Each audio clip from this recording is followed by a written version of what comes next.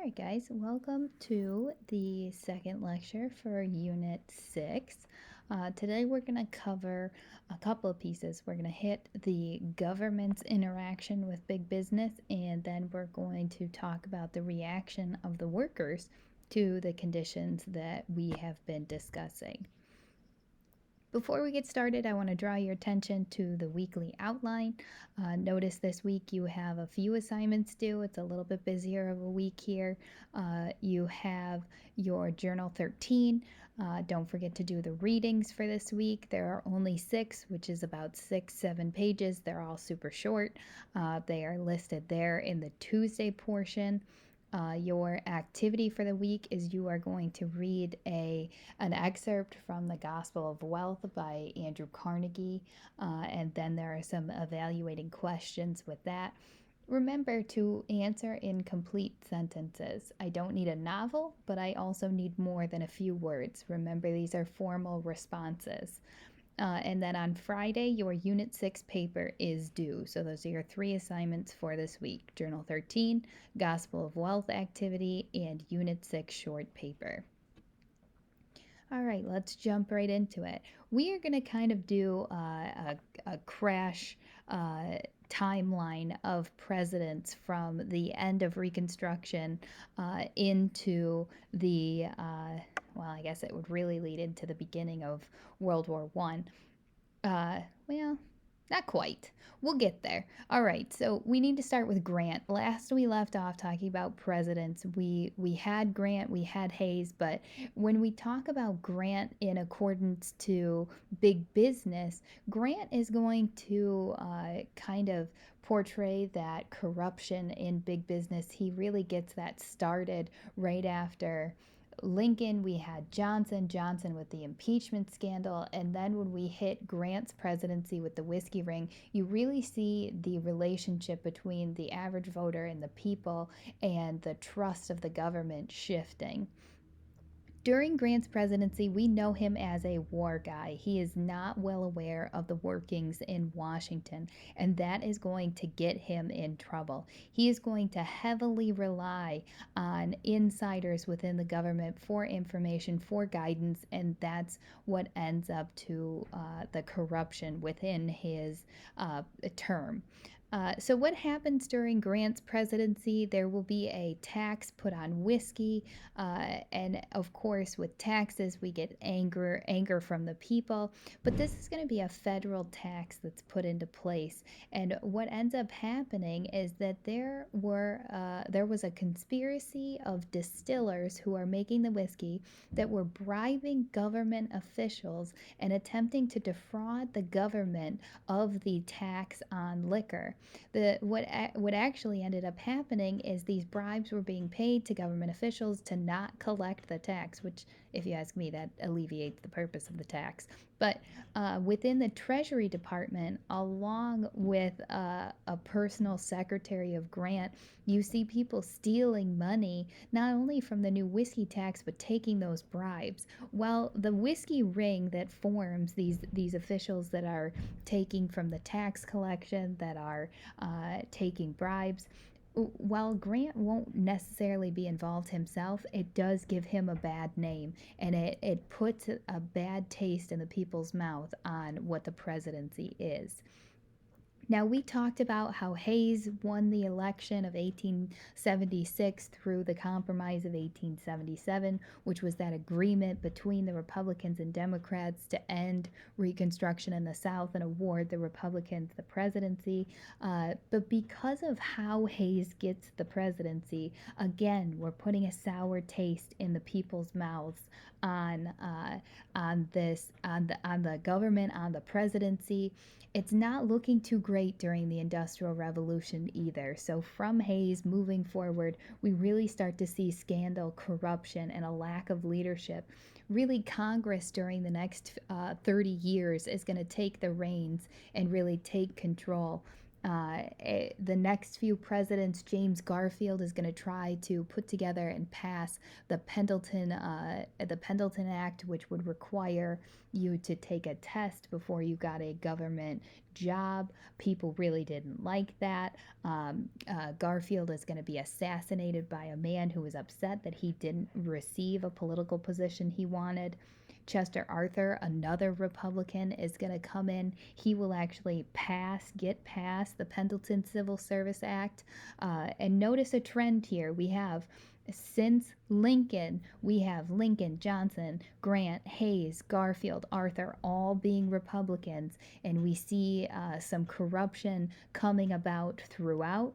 And because of this, we're going to see a shift in the presidencies, where Grover Cleveland is going to get elected in 1885. He's going to be the first Democrat since Lincoln in 1860, so 25 years.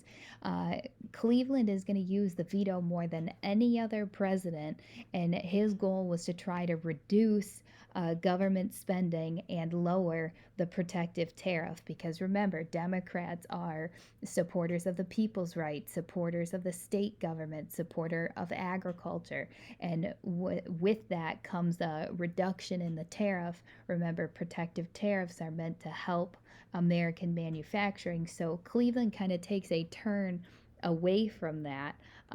And because he tries to reduce this protective tariff, reduce government spending, it's going to lose him the election in 1888. So he becomes a one-termer there. Then we have Benjamin Harris, who his claim to fame is going to be the Sherman Antitrust Act.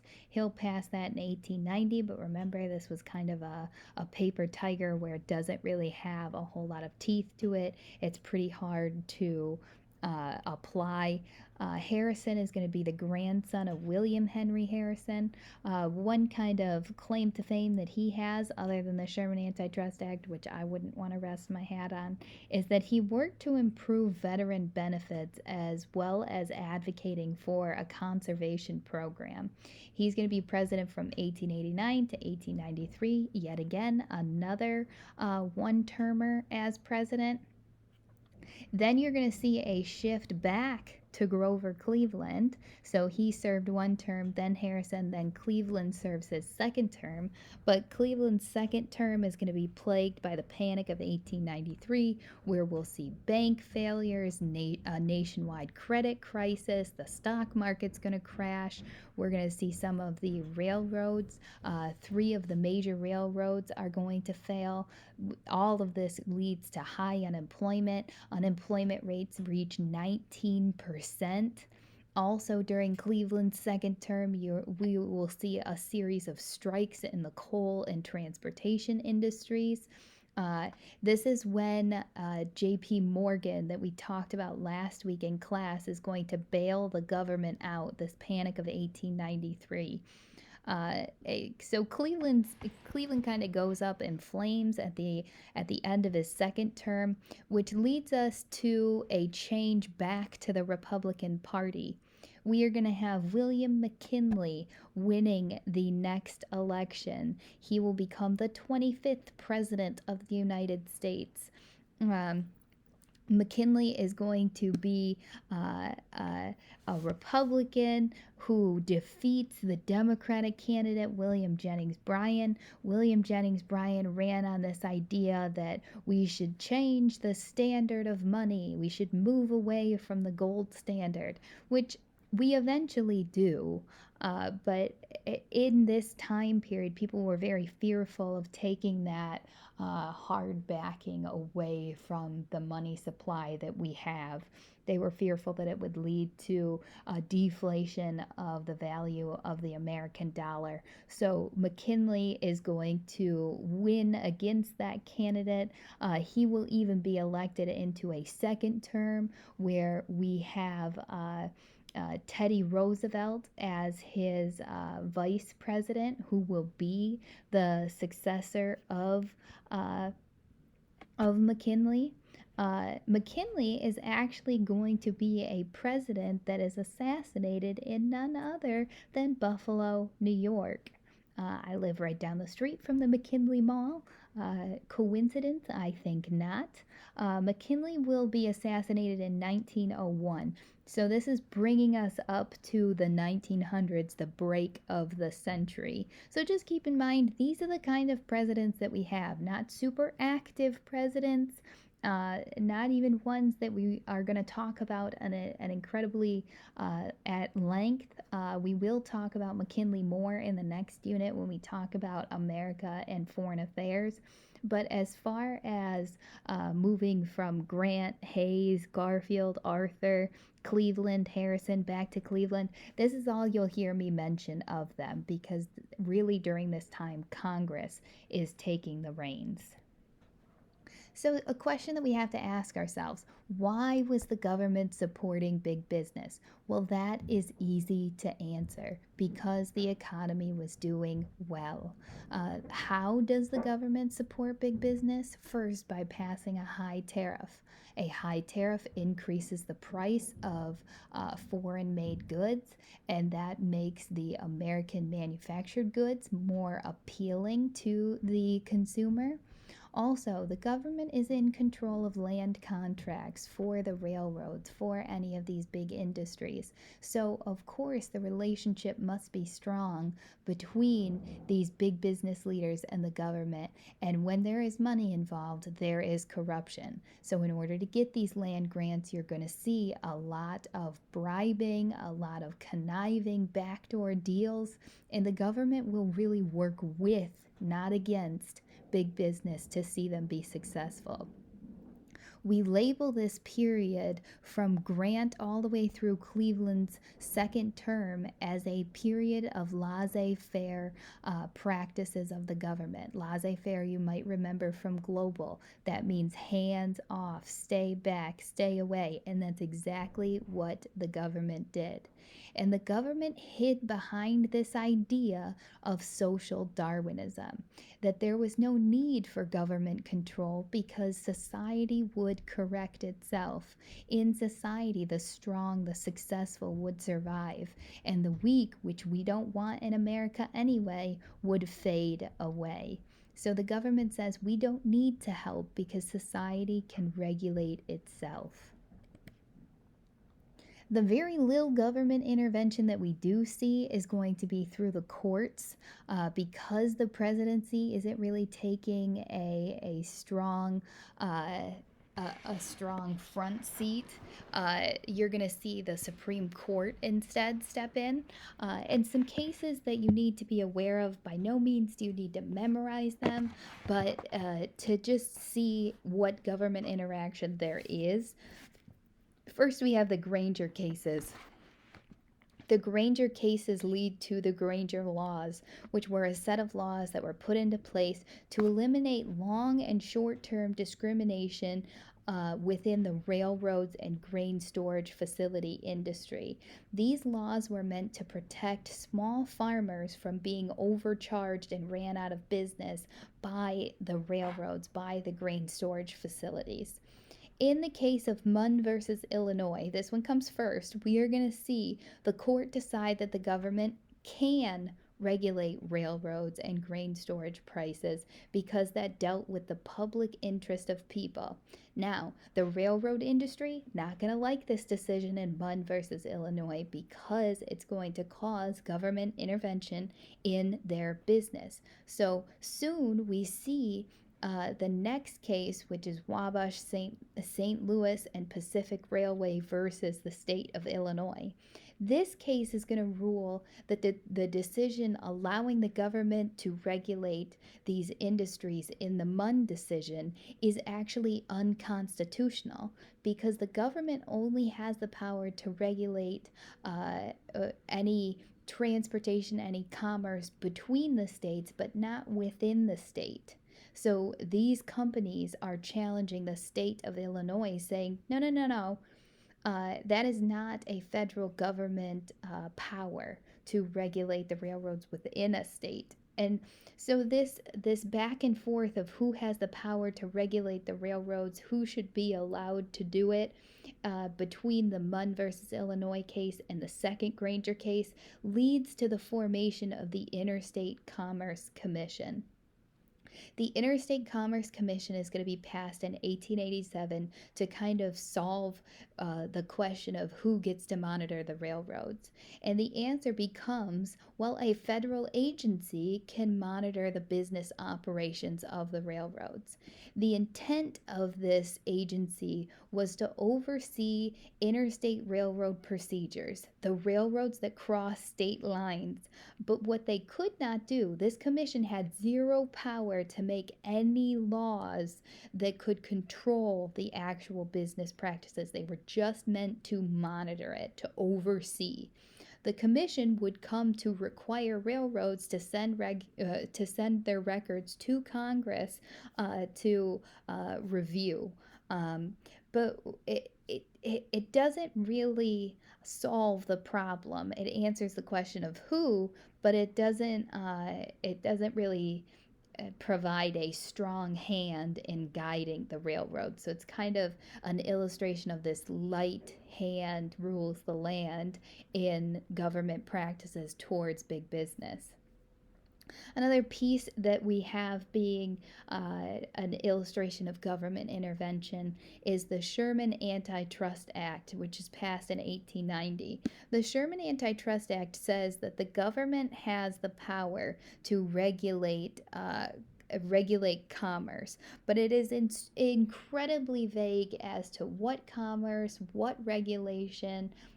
Really, what this action says is, again, just like the Interstate Commerce Commission, a very gentle hand of the government to satisfy the people's need to see government intervention, but not really actually doing it. When we see the turn of the tides here is going to be at the very end of the 1800s, so from about the 1890s into the early 1900s, this change in the government interaction with business. So we have about, I don't know, 50 some years, 55 years, let's say, of very little government interaction with business. So we let this go for decades. Business just gained these powerhouses, control over the people, without the government really stepping in and protecting the number one of this country, which is the people. So some examples before I get completely off the rails. Let's review. So the Sherman Antitrust Act outlawed any trust that operated in combination in the form of trusts or otherwise, or conspiracy in restraint of trade. Nobody even knew what that meant. Nobody even knew how to apply it. That's why the Sherman Antitrust Act did not work. It was not specific enough, and it made it incredibly difficult for the government to prosecute. Which is why the first time the government really tries to prosecute is in the case of the United States versus E.C. Knight. Now, E.C. Knight was a sugar company that owned, and get this, 98% of the sugar industry. If that doesn't sound like a monopoly or a combination of businesses, which is the definition of a trust, then I don't know what is.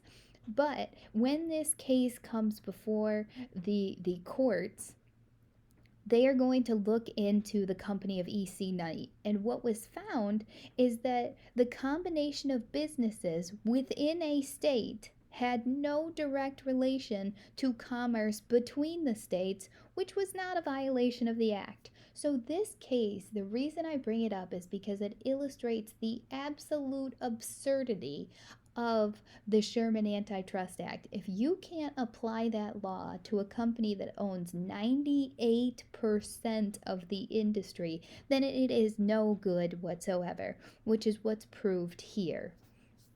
The next time we see a trust, a monopoly coming before the Supreme Court is going to be the Northern Securities Company versus the United States. So the United States government is going to go after the railroad industry in this case. So, this is Teddy Roosevelt ordering the Department of Justice to go after the Northern Securities Company, take them to court, and say they are in violation of the Sherman Antitrust Act. What actually happens here is the Northern Securities Company was run by Hill and JP Morgan. Remember JP Morgan? He's going to try to buy up all the different railroad companies, consolidate them so that he owns all of them. And Roosevelt's going to recognize what Morgan is doing. This railroad company was both the Northern Pacific and the Burlington Railroad Company. They were combined and they were competing in the transcontinental railroad industry.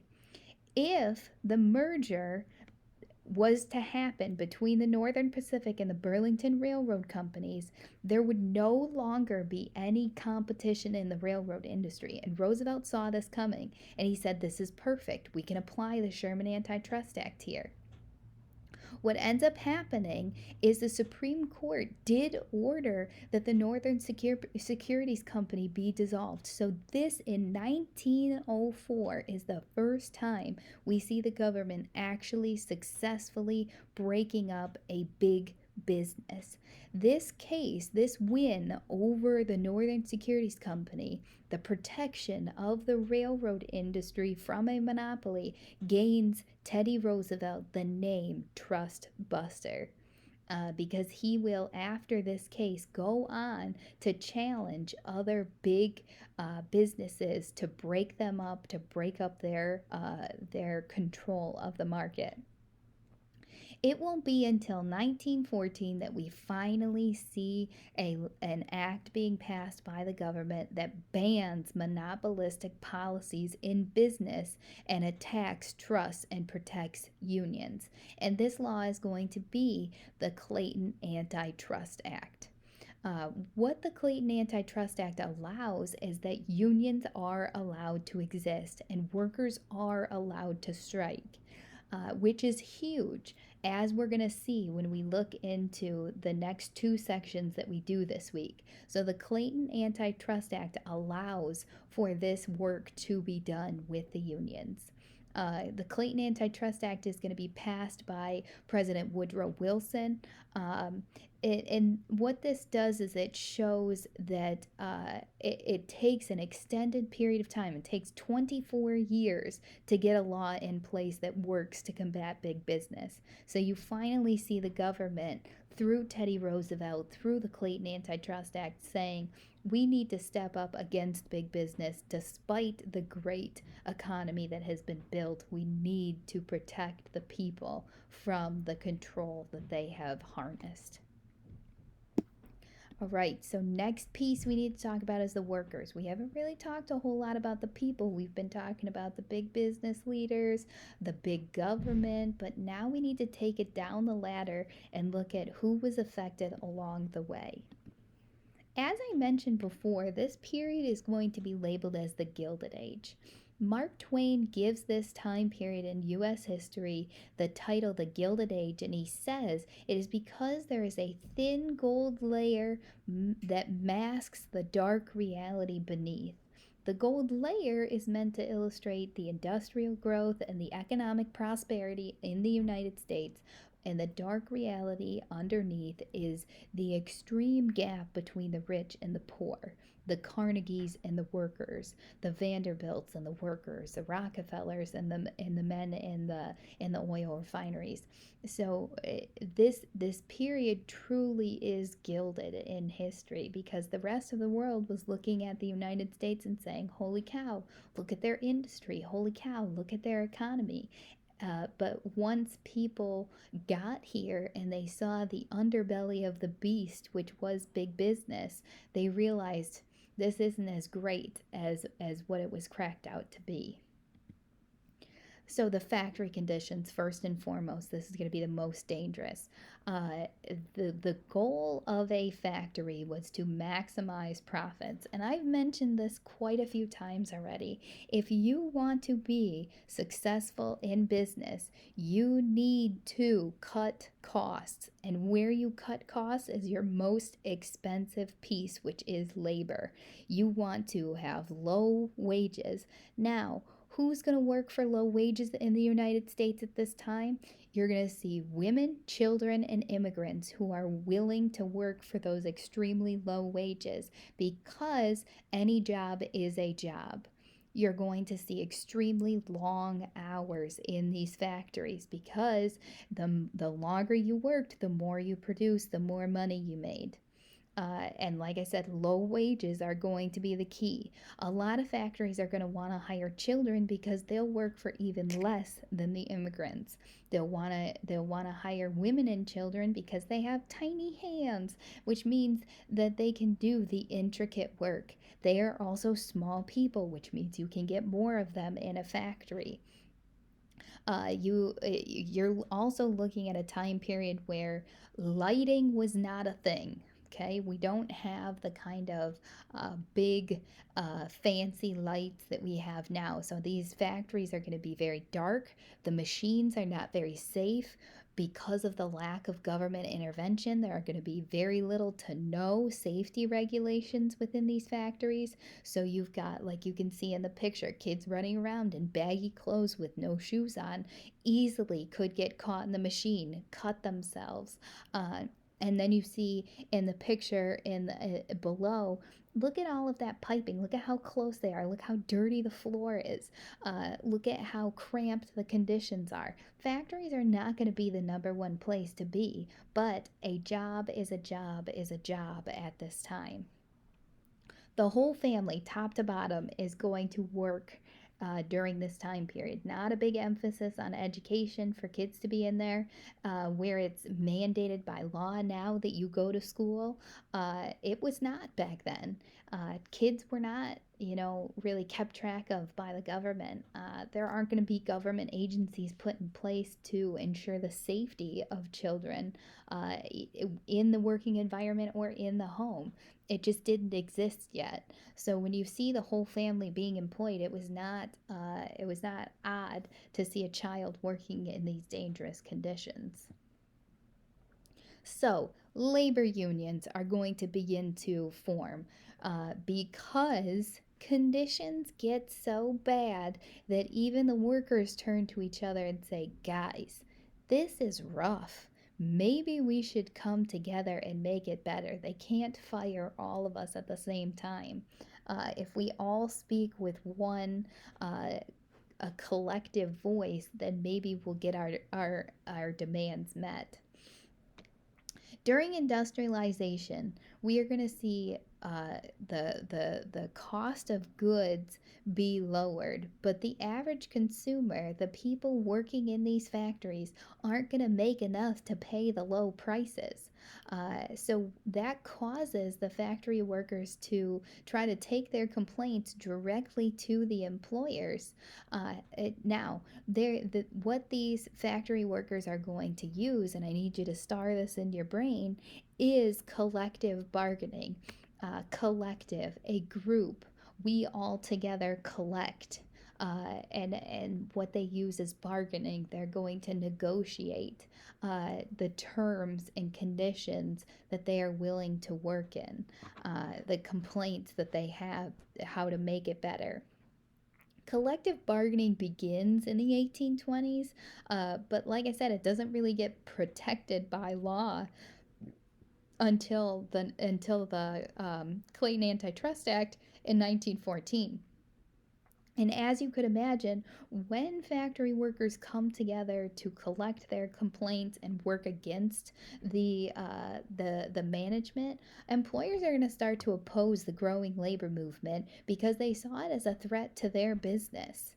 Okay, they don't want to pay the workers more. They don't want to improve the factory conditions. They don't want them working less hours. All of that means less money for the employer.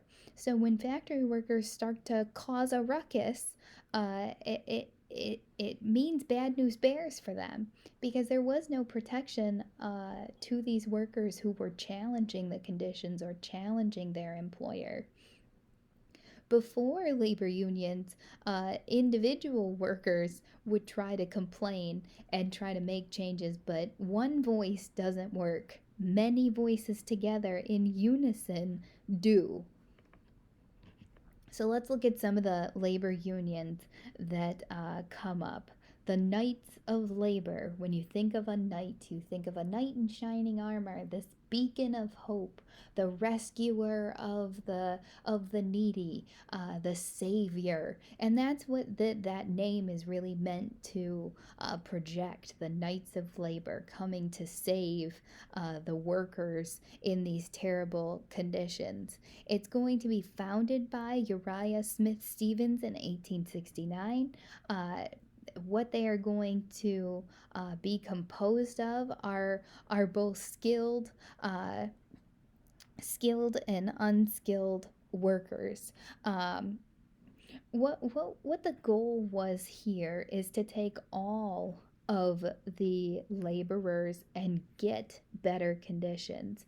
They are going to fight for what we know as the bread and butter issues: the 8-hour workday, the abolition of child labor, equal pay for equal work. So lower wages, lower hours, better wages, lower hours, and better conditions, the bread and butter of it all, the very basics of what the workers want: better wages, better conditions, better hours.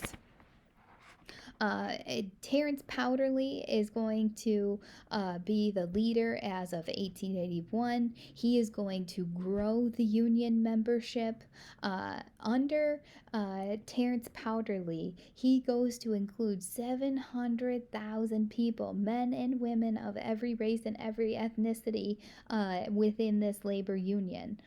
They are going to be known for their use of strikes to get demands, and that is going to lead to their downfall because employers don't respond well to the unions that use violence or the unions that use strikes to demand for change, and that really does hurt the Knights of Labor and the labor unions in general to see violence. So the Knights of Labor are going to ultimately meet their end because of the methods that they use to get their needs met. The American Federation of Labor. The American Federation of Labor is going to be formed by Samuel Gompers in 1886.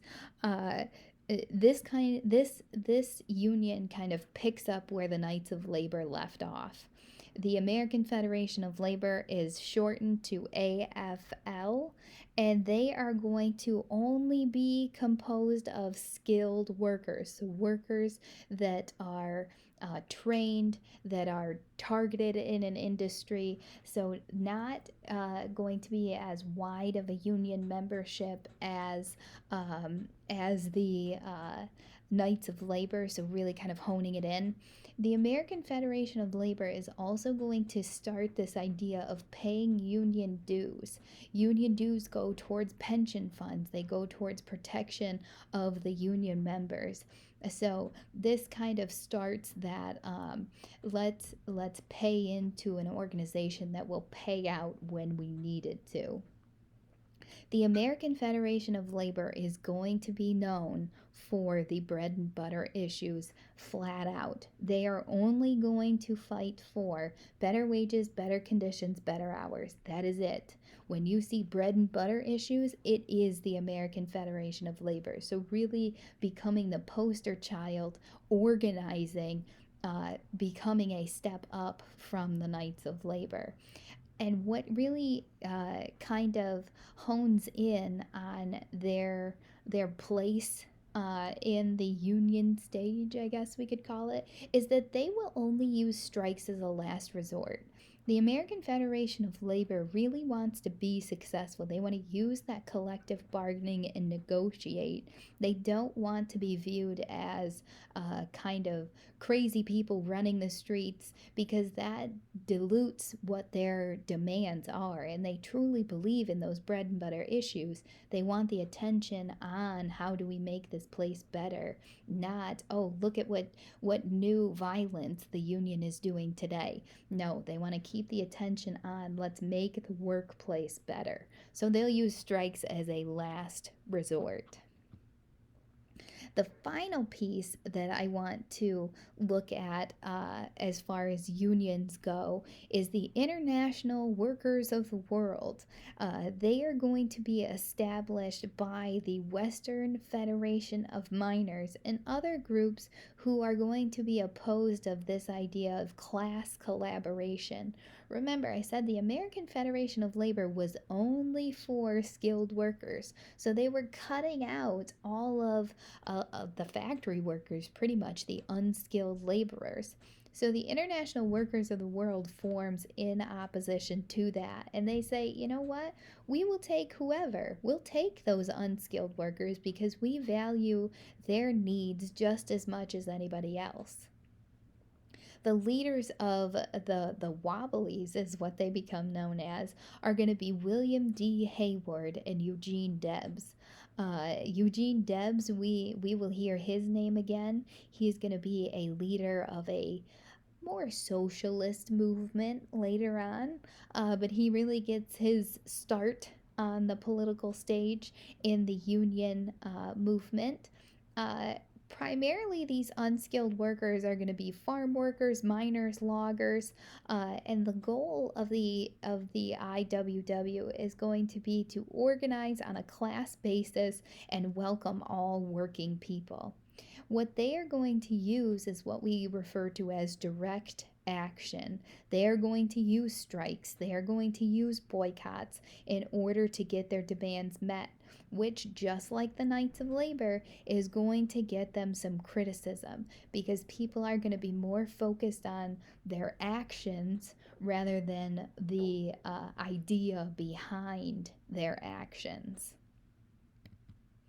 The one of the uh, one of the organizations that you may recognize the name of is going to be the Congress for Industrial Organizations, which is the CIO. Uh, the CIO is going to be created by John L. Lewis in 1938, so coming much after the Knights of Labor, American Federation of Labor, the IWWs. And what the CIO does is organize the workers in the mass production industries like the steel and automobile industry. Originally, Lewis wanted to organize a committee of unskilled workers within the AFL because remember, the AFL only took skilled workers. So Lewis says, well, why don't we have kind of a subdivision of the AFL that does welcome the unskilled workers? But that does not work because the AFL does not kind of condone that side group within their larger organization. So the CIO is going to break away from the AFL, and these two groups become rivals until their merger in 1955, which at that time they started accepting African Americans and women, and it becomes one of the largest unions in the United States under that skilled and unskilled membership. All right, I want to cover one last teeny tiny thing before we get into the section that we'll talk about this week. You're going to hear me go over this again in class, but it really fits well with the labor unions that we were just talking about. I mentioned a few of these already, but labor unions, we're going to look at specific events in history this week where they come out and take action against their leader. But just to touch on this a little bit, uh, the actions taken by the workers are going to be different than the actions taken by the management or the big business owners.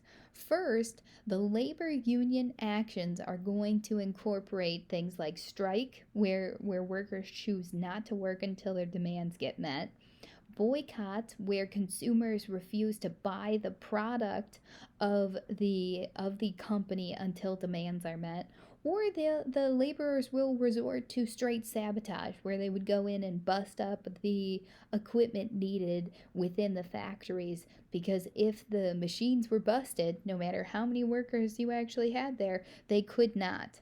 And with sabotage, if a company gets known for these mass injuries of their workers, that draws the attention of the government, which was kind of the hopes of these labor unions. Now, the management action on the other side of this is going to include blacklisting. Blacklisting was created between these management, big business owners, that really was just a list of people who kind of stirred a ruckus in the labor in the labor field. So if somebody had tried to point out the problems in a factory or tried to unionize workers, their names would be put on this blacklist and they wouldn't get hired by anybody. So these blacklists created fears among the workers, like, I need to work, I need to feed my family, my name can't be associated with a union or else I won't be able to do that. There where the management is also going to use what's called a lockout, where they literally lock the doors and do not allow the workers to come in until they agree to just accept the conditions. And at the time, people were really desperate for a job, so many would just accept the conditions. Also, during a lockout, scabs go with this. Scabs are going to be workers that come in if there is a strike, if there is a lockout. These are replacement workers. So think of these guys as the ones who will keep quiet and just do the work and not complain about the conditions. And the last action taken by the management, by the employer, is going to be what we call yellow dog contracts.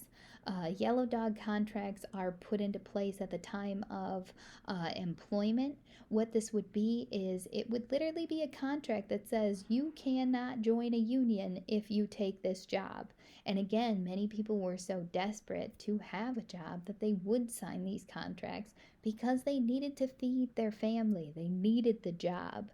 But just notice the difference in the actions of the labor unions versus the management, and we'll explore some of the specific actions in history in class this week. Before I leave you, I want us to flip back to your outline for the week. And remember, you have 3 assignments due. Your Journal 13, please do the readings that are listed both there and in the assignment portal. The Gospel of Wealth activity, be sure to write incomplete sentences. Remember, these are formal responses. And your Unit 6 short paper. That is all 3 of those are due by Friday at midnight. See me with any questions.